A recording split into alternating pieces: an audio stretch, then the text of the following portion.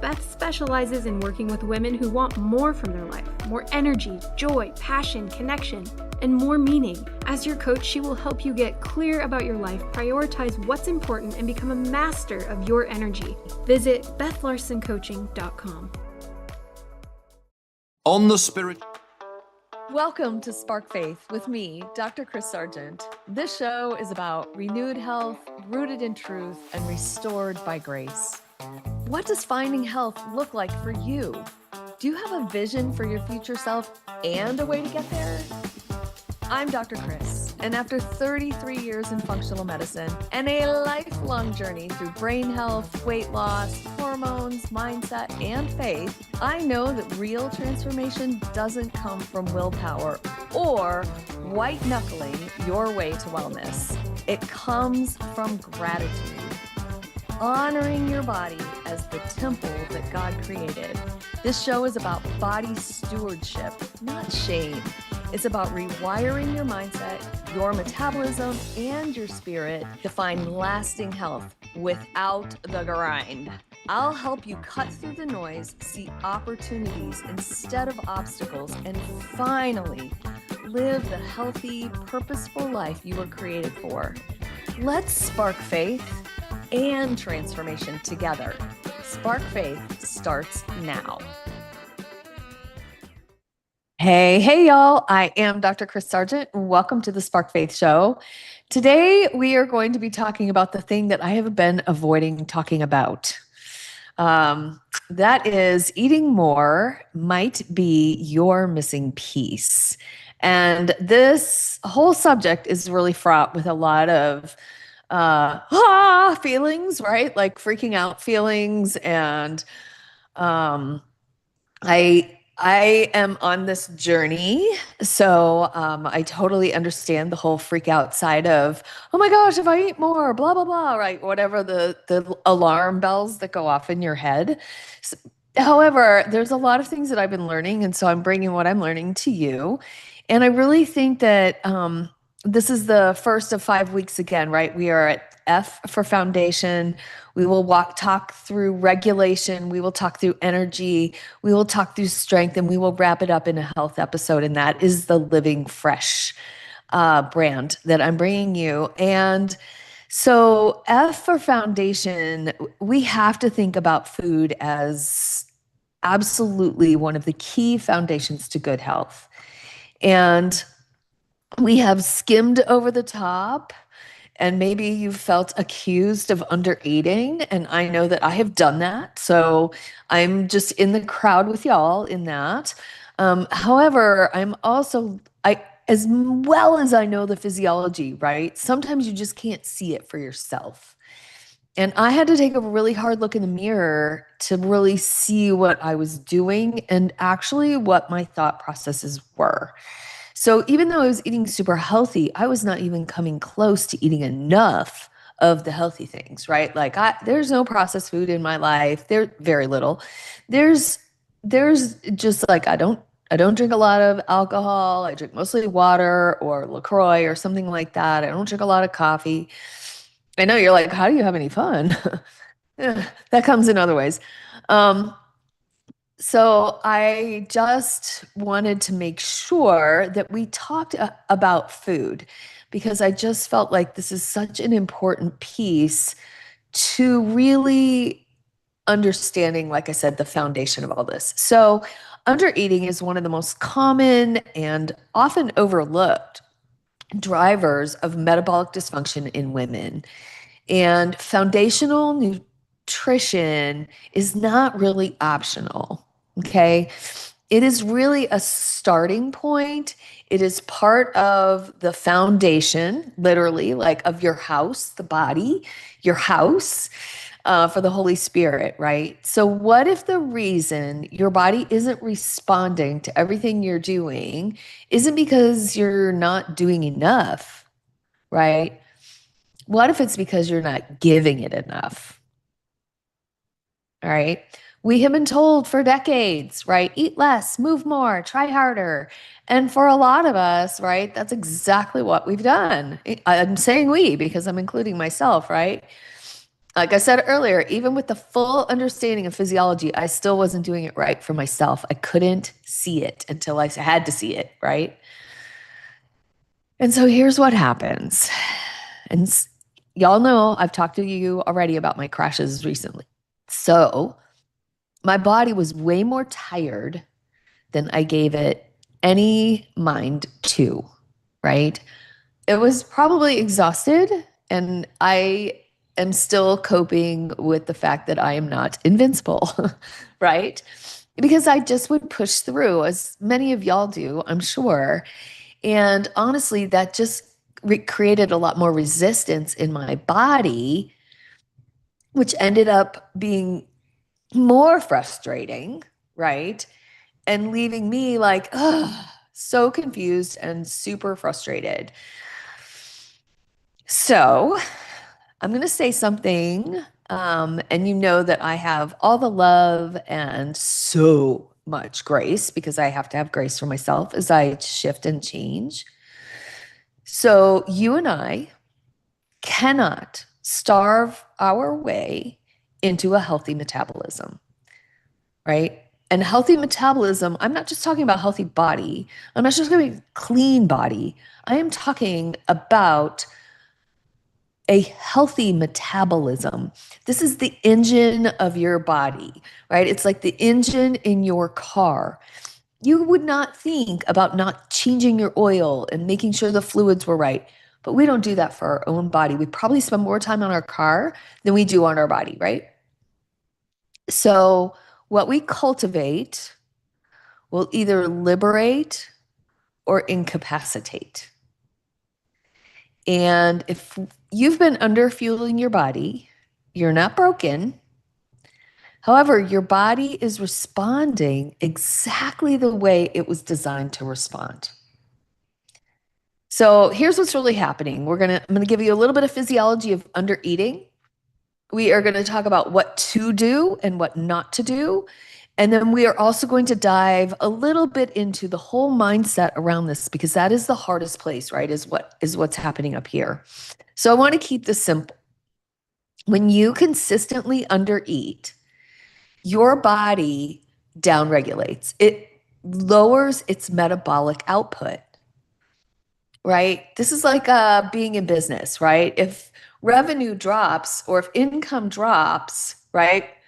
We have to cut spending somewhere, right? Or increase revenue. So all I'm saying is that your output is going to be less metabolically. You're going to burn less calories. The less you eat, the less you're going to burn, right? Your thyroid will be impacted as thyroid conversion slows down, and that is your T4 into the active T3 component. Your cortisol is going to rise. Right? This is the last thing we want. This is in survival mode, right? This is fight and flight. Muscle gets broken down for fuel, all that muscle that you're trying to maintain.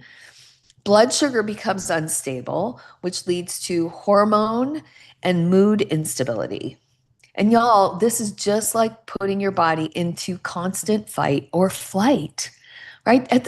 Who wants to live like that? Right? So that's the exact wrong direction, right? This is just going to put you in survival mode. And do you know what your body loves to do when it is in survival mode? It loves to save fat. Oh. So when you undereat, your body doesn't necessarily get leaner, right? It gets conservative. It's not trying to work against you, it's trying to keep you alive. So there's this trap that we have fallen into. And again, I say we because I've been in there with you, right? And I see this pattern all the time. I had to see it for myself. I tracked my food and looked at it myself, right? It was undeniable. Eating 12 to 1400 calories, doing more cardio. Y'all know I love to run. Love it. I love running. But it was actually working against me. Maybe you do some weightlifting, but maybe it isn't heavy. You're afraid of getting bulky. I did a whole episode about that. But without the fuel to create muscle tissue and without the carbohydrates to create the energy, you're not going to get out of it what you could actually get out of it. And that's a better metabolism. You're avoiding carbs like the plague, right? And you're really afraid to increase your food. And you're like, oh, I hate that word, afraid. I'm not afraid of anything. Okay.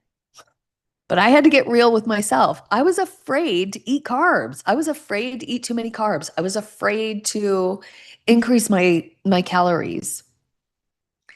And my body was adapting downwards, just like yours will. And so okay, your tongue doesn't always work. Fat loss stalls out. The belly fat creeps in because of the cortisol. You will have these daily energy crashes. You have these crazy cravings. And of course, weight is going to be impossible to lose. And so I'm saying all these things because this is just physiology, right? This is not a judgment. I'm not judging you because if I was, I'd have a mirror right in front of me, right? Judging myself. I'm just saying this is not to shame you or produce any kind of guilt, right? I am just naming your reality, which was my reality. So this is physiology, pure and simple, the way that God designed it to protect you and to keep your body from harm. So the very thing that you think is helping you is often the thing that is keeping you stuck. So here's what supportive eating actually looks like. And don't freak out yet, okay? Put the freak out on hold, just put a pin in it. We can freak out in just a minute when I'm done with the guidelines, okay? But take some notes. Maybe you'll learn something here that you didn't hear before, or maybe you hear it differently now. These are some really broad guidelines, but if you are stuck at 12 to 1500 calories or less than all that, your baseline actually needs to be someplace between 16 and 2000 calories a day. I know it sounds crazy. Some women even higher, depending on your muscle mass. And it depends on your current size. It does depend on your activity. It depends on your history. It depends on a lot of things, but just know that 1400 calories isn't going to cut it. And I'm not saying that you need to increase it all at once. So we're going to talk about that in a minute. But many women are trying to lose weight under this, and your body is just going to hold on for dear life, right? So protein, 0.7 to 1 grams per pound of goal body weight. So if you are 200 pounds and you want to be 170 pounds, you should be eating 170 around grams of protein a day. And you're like, what? How do I even do that? All I'm going to be doing is eating. It's definitely going to feel like that for a minute, right? Until you create a new habit, you're going to be uncomfortable. And we talked about that last week too. We've talked about that a little bit. Just embrace the discomfort, learn the new skill, right? This is just a new skill. You've never done it before. So it's just something new that's going to take a little bit of time and some mental energy to learn. And it doesn't have to be hard. I'm still learning. I'm still in it, learning, figuring it out, how much protein is in everything and how do I get my 140, 147 grams a day, because that's my goal weight. And I'm pretty much there. I don't want to lose anything that I have. I'm just trying to turn it into muscle now instead of jiggles.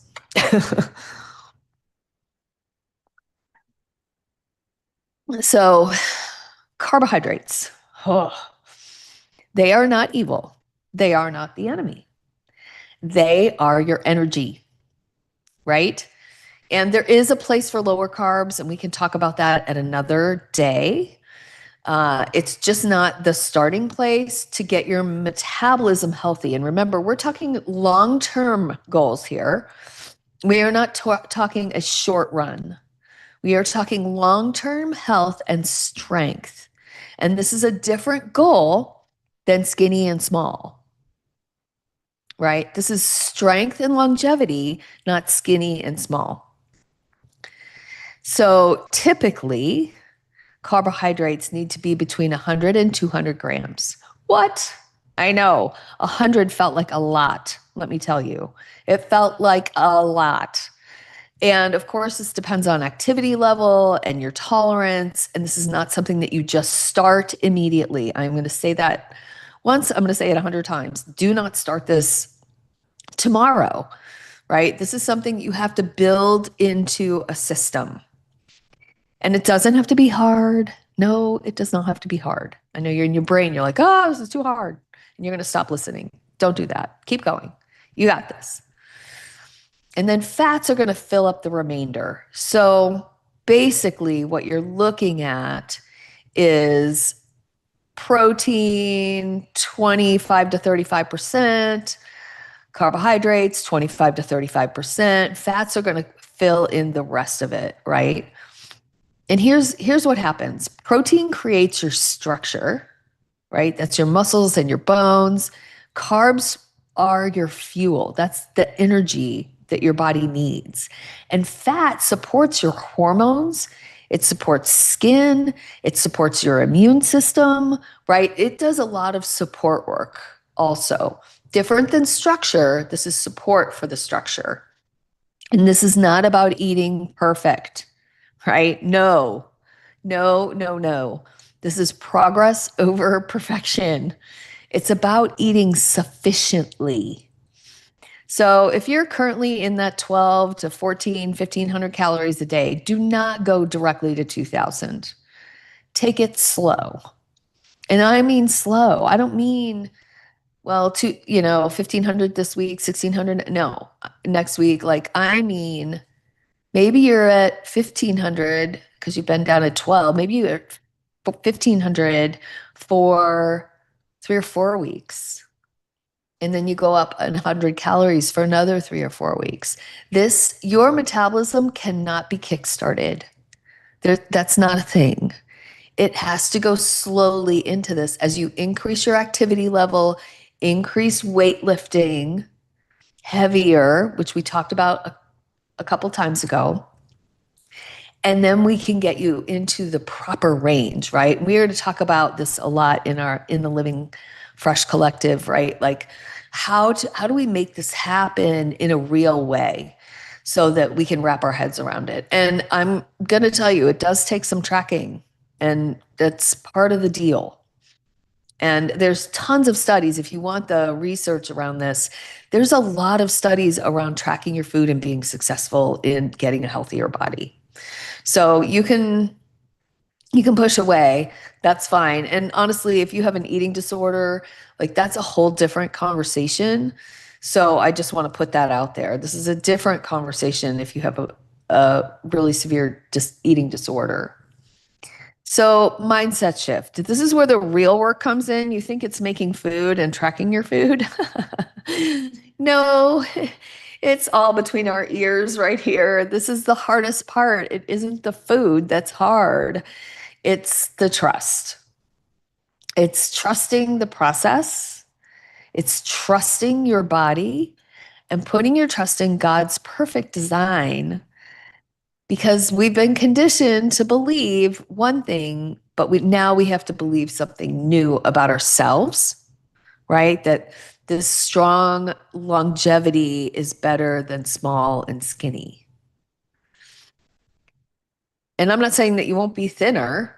That's not what I'm saying at all. I'm just saying that strong longevity is better than shrunken, small, and skinny with no metabolism, right?